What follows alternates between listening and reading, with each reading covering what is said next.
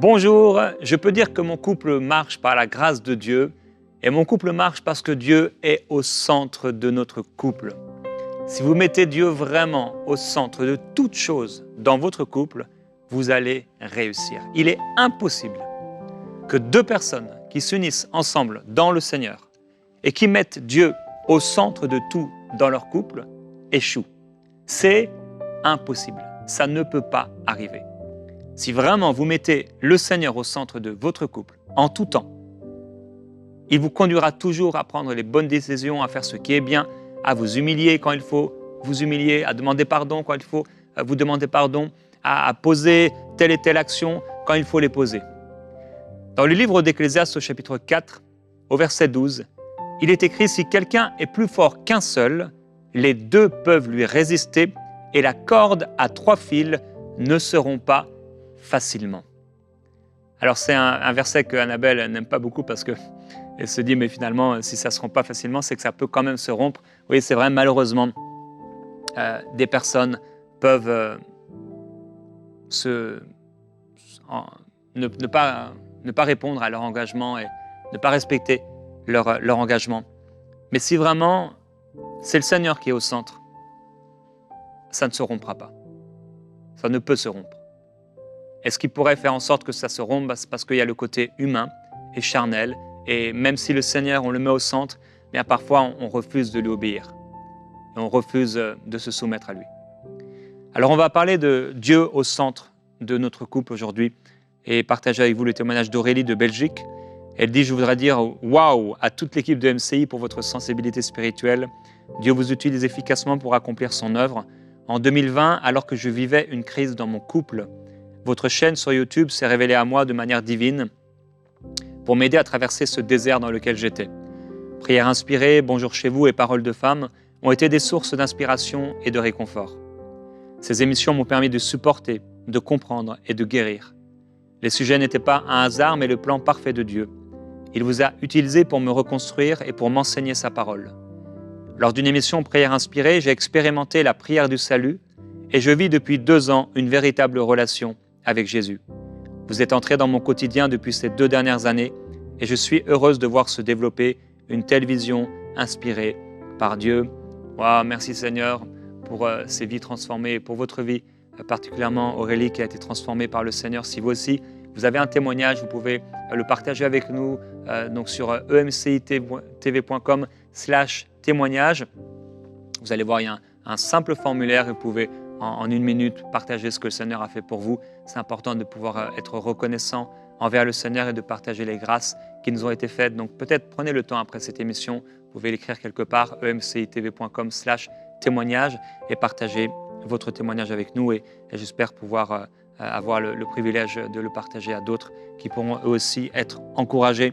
Et nous remercions le Seigneur pour ce ministère, en effet, ce beau ministère EMCI qui soutient et qui encourage tellement de gens partout dans le monde. Et c'est toujours un plaisir pour moi, lorsque je voyage, d'entendre vos témoignages, de voir vos visages, vos sourires. Et c'est magnifique ce que Dieu fait à travers cette belle œuvre. Et un grand merci à tous ceux qui soutiennent cette œuvre. Ça fait des mois que je n'ai pas parlé de cela, en tout cas que je n'ai pas encouragé ceux qui m'écoutent dans Prières inspirées à pouvoir faire des dons à EMCI, mais je veux prendre ce temps, je n'y avais pas du tout pensé, ça me vient là, mais de pouvoir faire un don à EMCI et à devenir partenaire mensuel. Ce serait vraiment superbe alors qu'on est dans cette rentrée, que vous puissiez devenir partenaire mensuel avec EMCI.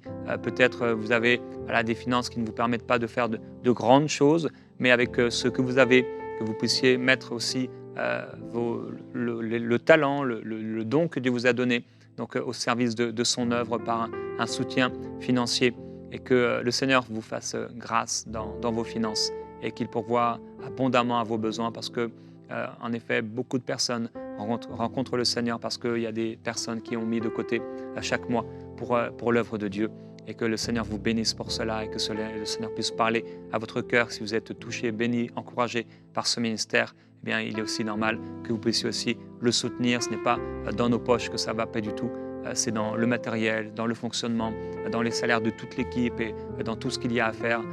Nous investissons à 100% les dons dans l'œuvre EMCI pour la gloire de Dieu. Alors que Dieu vous bénisse. C'était une parenthèse que je n'avais pas prévu, mais que le Seigneur avait prévu.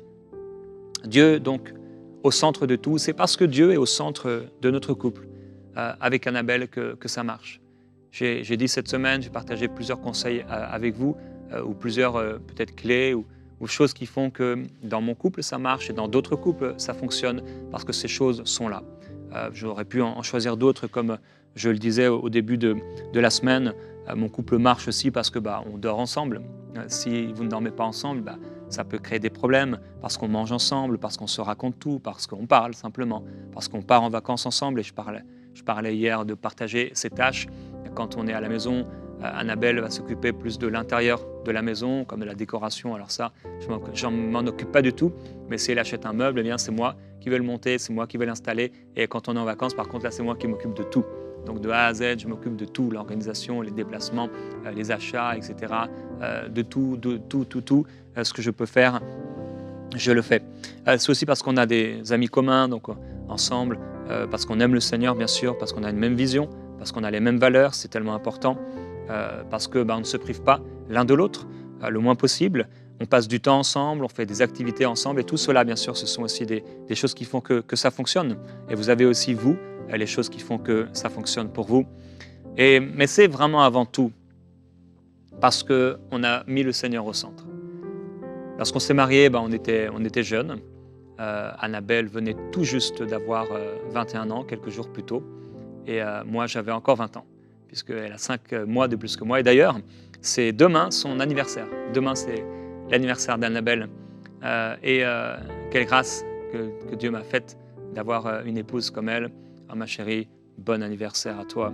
Que Dieu te bénisse. Elle aime énormément quand je fais ce genre de choses en vidéo. En fait, elle n'aime pas ça. Mais je le fais quand même. Non, elle n'aime pas, mais elle aime quand même.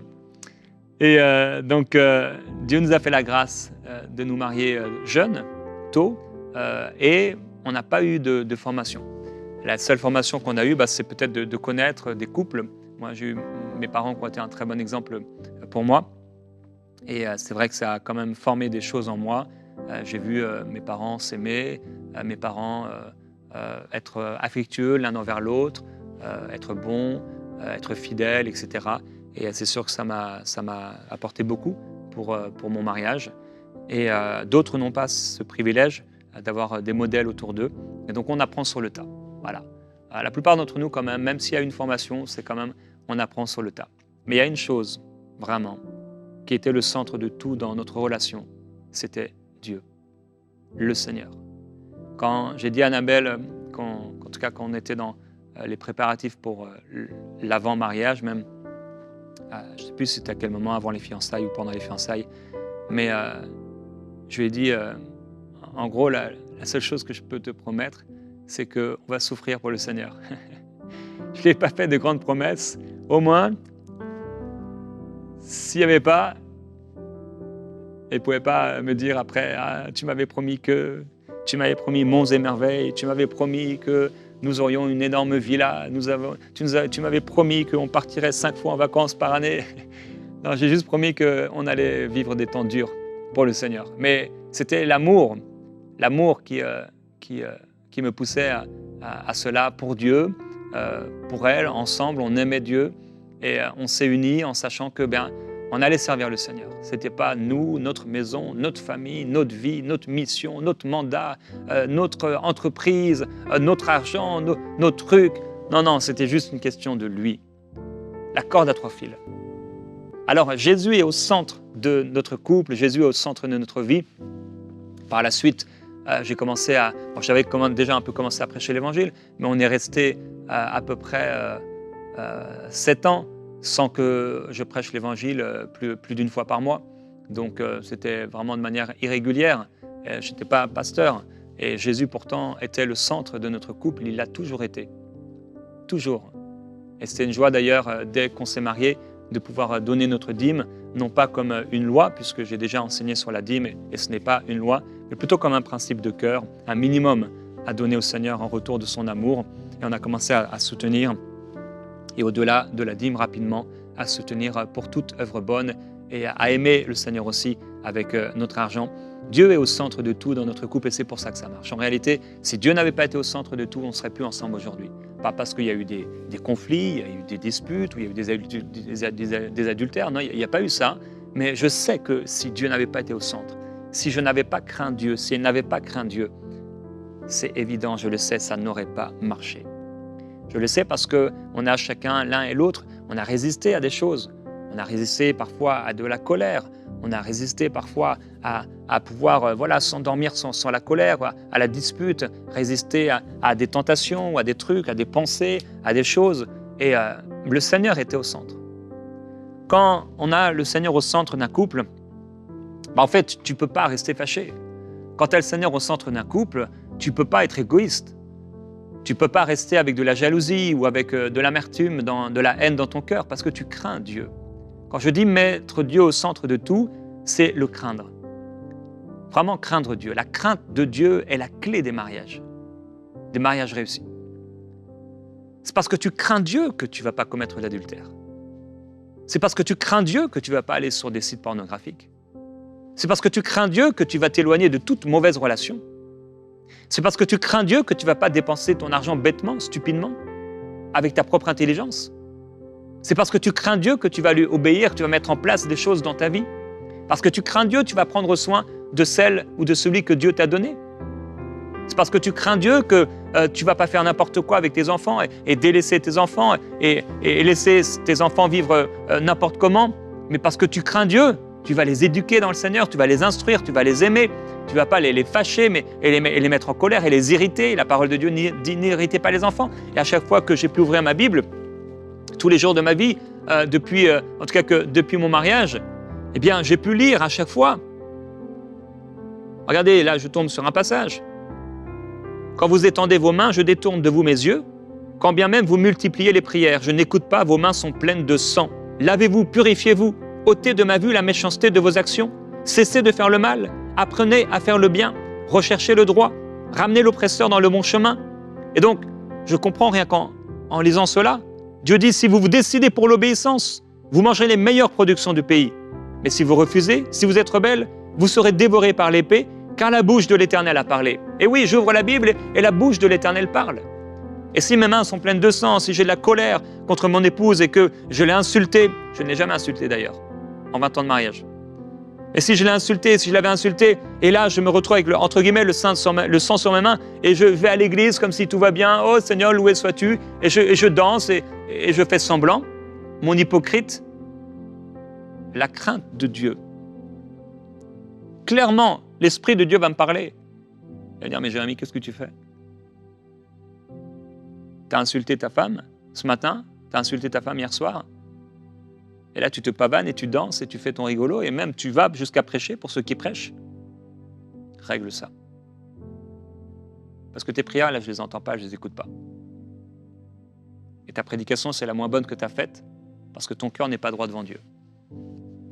Même si les gens applaudissent, parce que c'est facile de faire applaudir les gens, là, Dieu me reprendrait et Dieu me corrigerait. C'est parce que Dieu est au centre de notre couple que ça marche, et aussi longtemps que Dieu sera au centre de notre couple, ça marchera.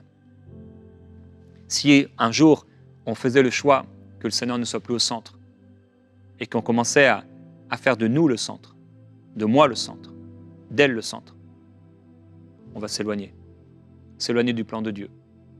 Et ce sera la division. Alors que Dieu soit toujours le centre de ton couple, le centre de ton cœur, en fait, c'est pour lui qu'on vit. C'est lui qu'on aime, c'est à lui qu'on obéit.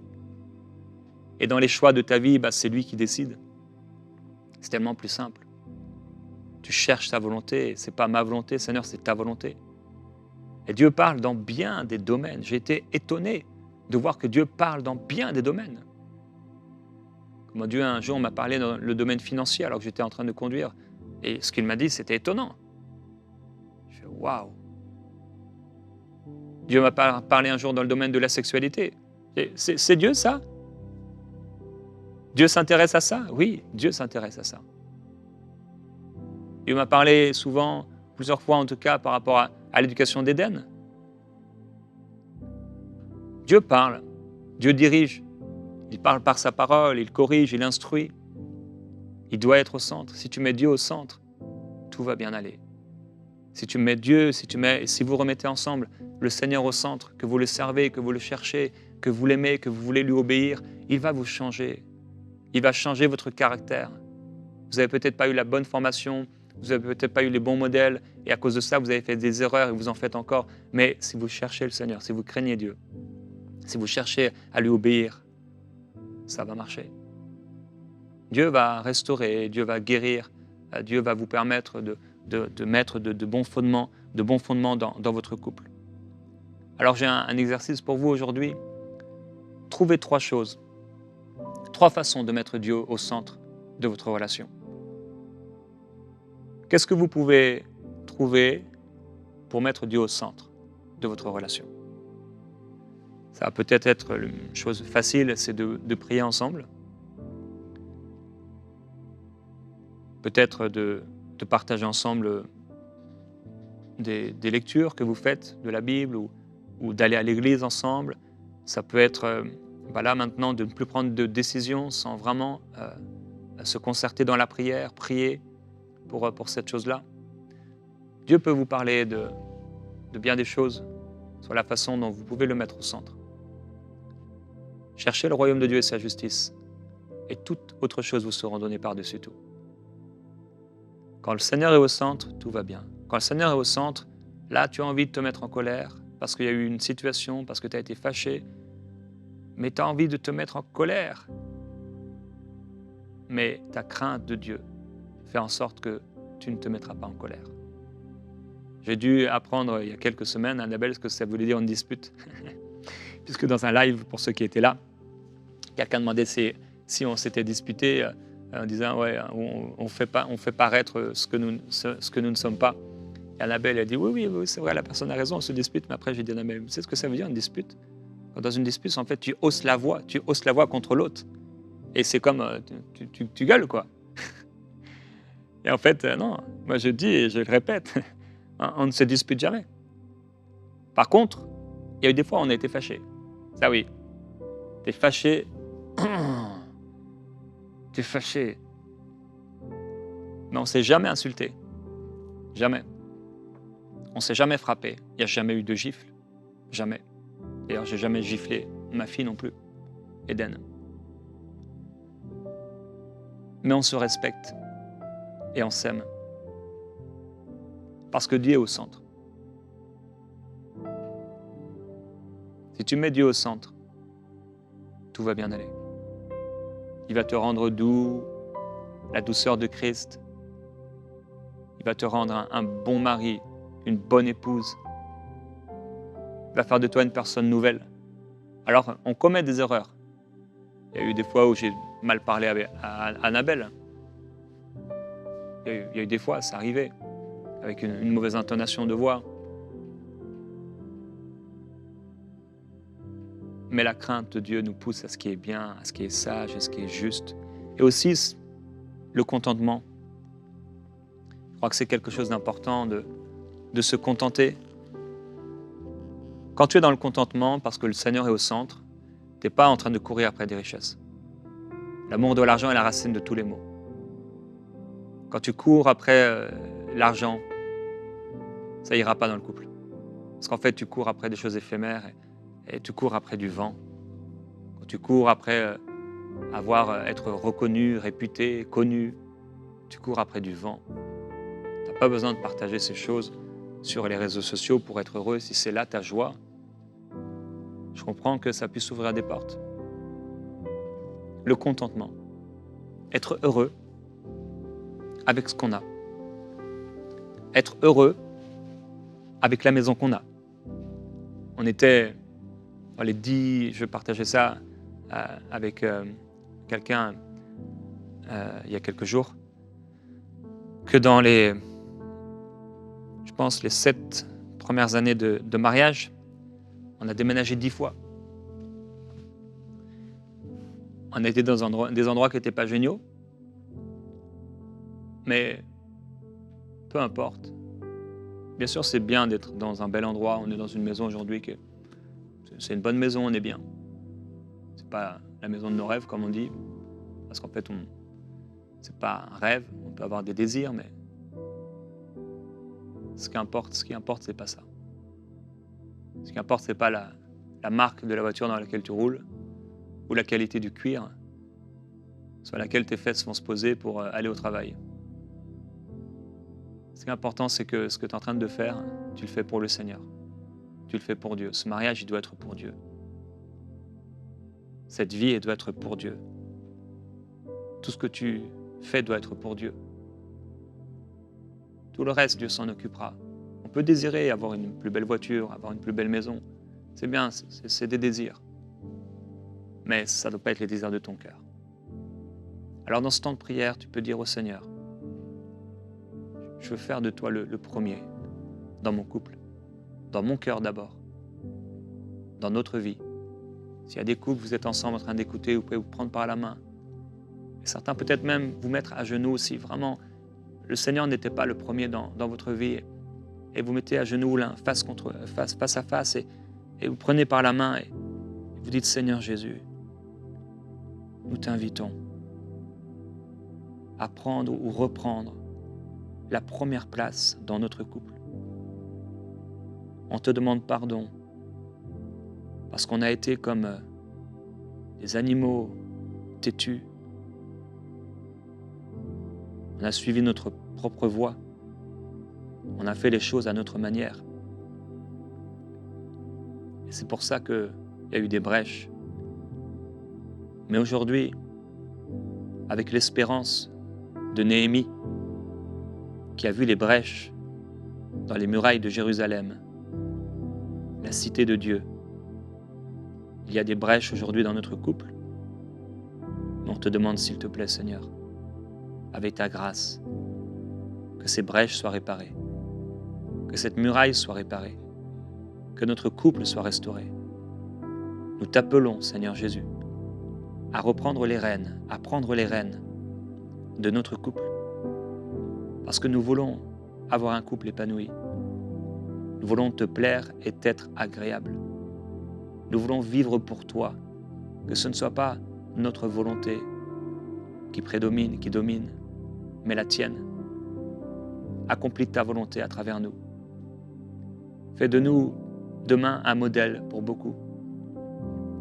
Que nos enfants soient bénis en voyant l'harmonie, la joie, qu'ils soient en paix et en sécurité émotionnelle, physique, relationnelle, spirituelle, à cause de ton œuvre en nous. Au nom de Jésus-Christ. Amen. Père, je veux te remercier pour tous ces couples, toutes ces personnes. Elles sont précieuses pour toi et il y en a, elles sont passées à côté de l'important, de ce qui est vraiment important. C'est toi, Seigneur, qui est vraiment important. Et il y a plusieurs couples aujourd'hui qui vivent des défis parce que c'est des petites choses, mais petit à petit, ils ont pris la place, ils ont pris le contrôle et ils dépensent sans te demander, ils déménagent sans te demander, ils font des choses et tout un tas de choses, ils partent en vacances, tout est sans te demander, et ils ont pris le contrôle. Mais tu les ramènes à un cœur pour toi. Tu veux les faire réussir. Tu veux qu'ils soient épanouis, tu veux qu'ils soient heureux. Mais ils ne le seront pas sans toi. Alors nous disons, Seigneur, prends la place. Prends la place. Sois ce fil au milieu de nous qui permet à l'ensemble de tenir ferme. Père, je prie que si l'un est tombé, l'autre relève son compagnon. Je prie, Père, que ces couples puissent dormir ensemble et se réchauffer émotionnellement, dans leur cœur. Je prie pour l'affection, je prie pour l'amour, je prie pour la tendresse. Je prie qu'ils puissent te servir dans l'église locale, là où tu les as placés, qu'ils puissent être heureux, épanouis, équilibrés pour la famille, équilibrés pour le service, équilibrés pour le travail, équilibrés pour l'éducation, pour les enfants, équilibrés pour les temps de plaisir. Qu'ils soient équilibrés Père, je veux te remercier pour tout ce que tu as pu partager cette semaine à travers ma bouche et au-delà de mes mots, dans le cœur de ses frères, de ses sœurs. Tu es bon. Tu veux des mariages qui réussissent. Je prie pour l'équilibre, pour tous ces couples qui prennent des engagements et ça ne tient pas plus de 3 jours. Et qu'il y ait un vrai équilibre qui se mette en place.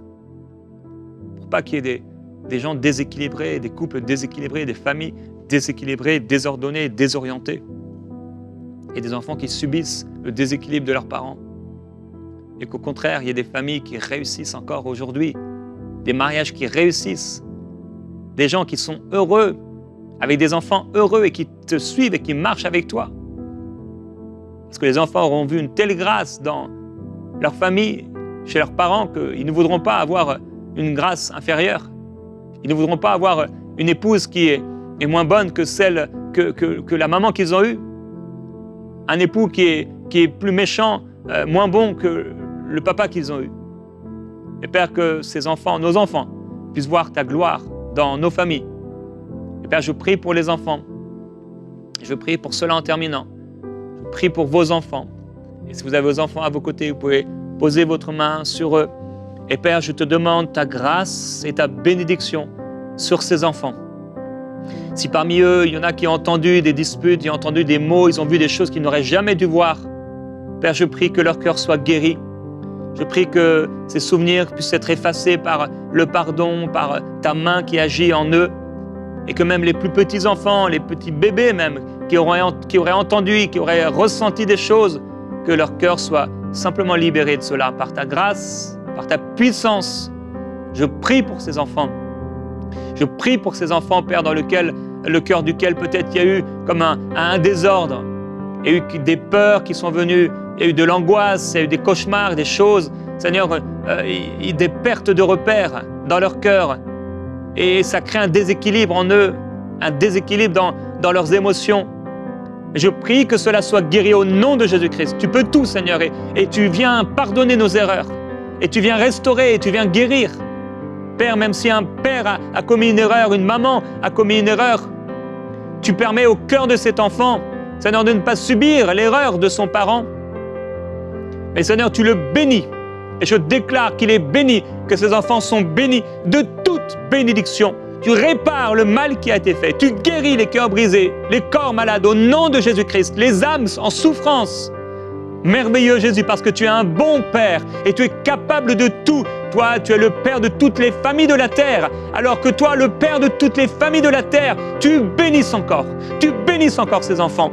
Qu'ils soient heureux, qu'ils soient épanouis, qu'ils soient construits, pleinement construits. Seigneur, merci pour ta présence. Remplis-les de ton esprit.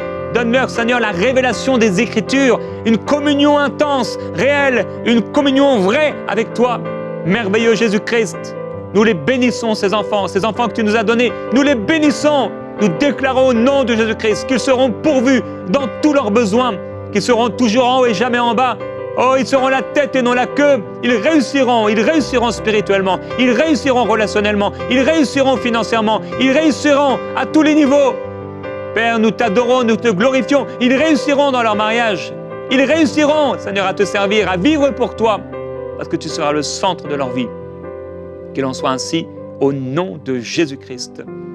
Que la gloire du Seigneur Jésus-Christ soit sur vous. Je vous bénis. Bon week-end à vous.